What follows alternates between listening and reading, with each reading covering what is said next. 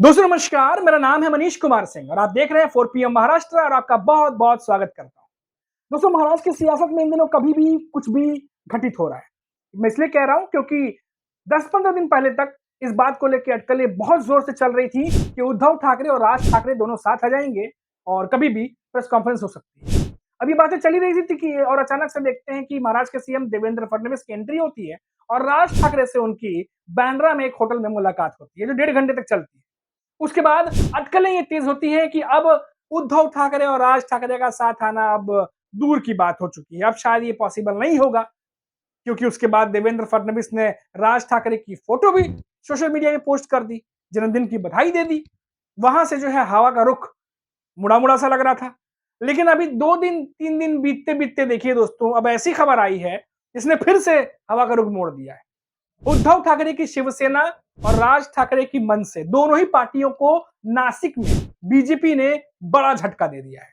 जी हाँ दोस्तों, उद्धव ठाकरे की पार्टी के पूर्व विधायक रह चुके हैं, उन्होंने भी पार्टी छोड़ के बीजेपी ज्वाइन कर ली और राज ठाकरे की करीबी माने जाने वाले वहां के जो नेता हैं नासिक के, उन्होंने भी बीजेपी ज्वाइन कर ली और बीजेपी ने नासिक में दोनों ही पार्टियों को झटका दे दिया है। अब देखिए दोस्तों, एक तरफ तो उद्धव ठाकरे, राज ठाकरे जो पहले करीब आने की बातें चल रही थी, दोनों एक हो सकते हैं इसकी बातें चल रही थी। उसके बाद राज ठाकरे को मनाने की कोशिश बीजेपी की तरफ से की गई, ऐसा लगा और उसके बाद राज ठाकरे को ही झटका दे दिया उनकी पार्टी को। अब ऐसे में क्या ये जो तमाम चीजें घट रही हैं, क्या ये बीजेपी के लिए बैकफायर कर सकती हैं? क्या जो बीजेपी नहीं चाहती थी, क्या वो हो जाएगा? क्योंकि अब इस पर मैं आपको ताजा अपडेट और भी देने जा रहा हूं दोस्तों। खबर आ रही है कि मातोश्री में नगर सेवकों के साथ में उद्धव ठाकरे ने बड़ी बैठक की है और इस बैठक में उन्होंने नगर सेवकों का भी मन टटोला है कि अगर आने वाले समय में राज ठाकरे के साथ, मनसे के साथ गठबंधन होता है तो उन पर उनकी क्या राय है? क्या नुकसान होगा? क्या उससे कुछ पॉलिटिकल फायदा होगा या किस तरीके से जो है तमाम जो एक पॉलिटिकल एनालिसिस होता है वो कर रहे हैं। अब ऐसे में जानकारी ये आ रही है दोस्तों कि उद्धव ठाकरे की पार्टी के कई नगर सेवक भी ये चाहते हैं कि राज ठाकरे के साथ में गठबंधन किया जाए। इससे दोनों ही पार्टियों को फायदा भी मिल सकता है और मजबूती भी मिल सकती है। अब इसी से जुड़ी हुई और एक खबर आपको देता हूं दोस्तों। हालांकि ये खबर कितनी सच्ची है कितनी झूठी अभी ये नहीं कह सकते, लेकिन खबर आ रही है तो कड़ियां जुड़ रही हैं, इसलिए मैं आपको ये खबर देने जा रहा हूं। खबर है कि एक प्रोटेस्ट होना था और उस प्रोटेस्ट में उद्धव ठाकरे की शिवसेना के साथ राज ठाकरे के पार्टी के कार्यकर्ता यानी मनसे के कार्यकर्ता भी शामिल होने वाले हैं। जी हाँ दोस्तों, इस प्रोटेस्ट में यानी शिवसेना, उद्धव ठाकरे की शिवसेना और मनसे दोनों कार्यकर्ता साथ में ये प्रोटेस्ट करने जा रहे हैं।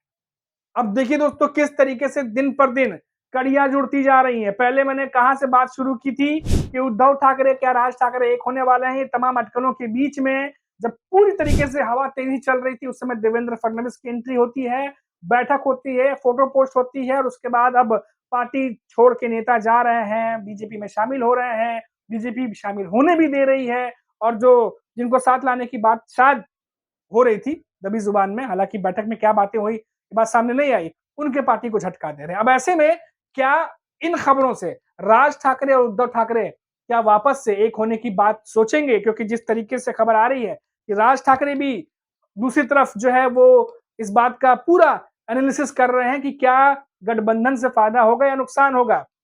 दूसरी तरफ उद्धव ठाकरे भी अपने नगर सेवकों के साथ में जिस तरीके से उनकी बैठक हो रही है, जो खबरें निकल के आ रही हैं, तो साफ तौर पर ये आने वाले किसी बड़ी घटना का सियासी महाराष्ट्र के सियासत में किसी बड़ी घटना की ओर साफ तौर पर इशारा कर रही है। अब देखिए दोस्तों, ये जो मैंने आपको एक-एक करके तीनों घटनाएँ बताई हैं, कि किस तरीके से देवेंद्र फडणवीस मिले थे, फिर हवा का रुख मोड़ने की कोशिश की गई, फिर नासिक में बीजेपी के नेताओं द्वारा राज ठाकरे की पार्टी के नेता को अपने पार्टी में शामिल कराना, उद्धव ठाकरे के पार्टी के नेता को अपने पार्टी में शामिल कराना। हालाँकि जब वो स्टेटमेंट पढ़ेंगे, जब वो खबरों की डिटेल से तराशेंगे, तो जो पार्टी छोड़ के गए हैं नेता, उनका अपना परसेप्शन है, उनका अपना बयान है कि सम्मान नहीं था या जो भी चीज़ें हो रही हों। लेकिन पार्टी से पूछेंगे तो उनका कुछ और ही तर्क है। तो इसीलिए अपने-अपने तरीके से अपने-अपने परसेप्शन से बयान दिए जा रहे हैं। लेकिन इसका इम्पैक्ट जो है वो क्या हो सकता है दोस्तों? वो एक बड़ा इम्पैक्ट देखने वाली बात होगी कि महाराष्ट्र की सियासत में जब ये बातें ज़ोर पकड़ रही हैं कि ठाकरे ब्रदर्स एक हो सकते हैं, तो ऐसे में बीजेपी में शामिल होना इन नेताओं का क्या इसको और ज़्यादा बल देगी? क्योंकि हमने आपको पहले ही बताया था कि जानकारी भी ये बात कह रहे हैं कि ठाकरे ब्रदर्स के एक होने पर दोनों जो पार्टियाँ हैं, उद्धव ठाकरे की शिवसेना और राज ठाकरे की एमएनएस है, दोनों को फ़ायदा पहुँच सकता है क्योंकि विधानसभा चुनाव के बाद दोनों पार्टियों को नुकसान हुआ और काफ़ी ज़्यादा नुकसान हुआ। जो उम्मीद जताई गई थी, उम्मीद से मुताबिक भी बहुत कम सीटें जो हैं वो आई हैं उद्धव ठाकरे के पास और राज ठाकरे तो खाता भी नहीं खोल पाए। तो ऐसे में अब इन पार्टियों के पास बहुत ज़्यादा कुछ बचा नहीं है खोने को और ऐसे में अब अगर ये एक होते हैं तो बहुत ज़्यादा मजबूती से वापसी कर सकते हैं। कल मैंने आपको बताया कि जिस तरह से मुंबई और मुंबई के आसपास के इलाकों में शिवसेना मजबूत है और इन्हीं इलाकों में एमएनएस की भी प्रभाव है और ऐसे में अगर दोनों पार्टियां एक होती हैं तो जाहिर तौर पर एक बड़े वोटर बैंक को वो इन्फ्लुएंस कर सकते हैं और इसीलिए माना जा रहा है कि इस गठबंधन पर बीजेपी की भी अच्छी खासी नजर है और अलग-अलग दांवपेच जो है वो चले जा रहे हैं बंद कमरे में। जैसा कि आपने देखा कि देवेंद्र फडणवीस के साथ उनकी मुलाकात हुई थी। अब इसके बाद आप देखिए कि राज ठाकरे उस मुलाकात के बाद भी महाराष्ट्र के मुद्दों को लेकर के या फिर देश के मुद्दों को लेकर के केंद्र सरकार और महायुति सरकार पर हमलावर है। कुछ दिनों पहले ही पुणे में जो लोहे का जो पुल गिरा था जिसमें लोगों की जानें हताहत हुई थी और उसके बाद उस पुल को लेकर के महायुति सरकार पर राज ठाकरे ने निशाना साधा था।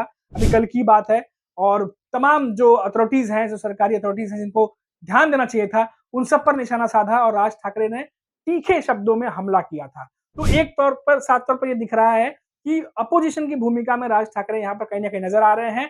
मुद्दों को लेकर के सरकार को घेर रहे हैं, लगातार हमले कर रहे हैं और इसीलिए माना जा रहा है कि आने वाले समय में राज ठाकरे किस तरफ जा सकते हैं, उसकी एक हल्की-सी अटकल, एक तरीके से कहिए उसकी एक हल्की-सी जो कह सकते हैं जवाब जो है वो दिखाई दे रहा है। लेकिन जब तक कन्फर्मेशन नहीं आता, तब तक फिलहाल कुछ भी कहा नहीं जा सकता। तो ये एक बड़ी खबर थी, बड़ी अपडेट थी महाराष्ट्र से, जो 2-3 घटनाएँ हुई हैं, वो हमने आप तक पहुँचा दी और आखिरी में फिर से एक बार आपको कह देते हैं कि अगर महाराष्ट्र की ताज़ा अपडेट हम अपलोड करते हैं, वीडियो लेकर के आते हैं आपके लिए, तो अगर वो नोटिफ़िकेशन आपको मिल जाए, ईज़ी हो, तो चैनल को सब्सक्राइब कर दीजिएगा और देखते रहिए 4 पीएम महाराष्ट्र। नमस्कार।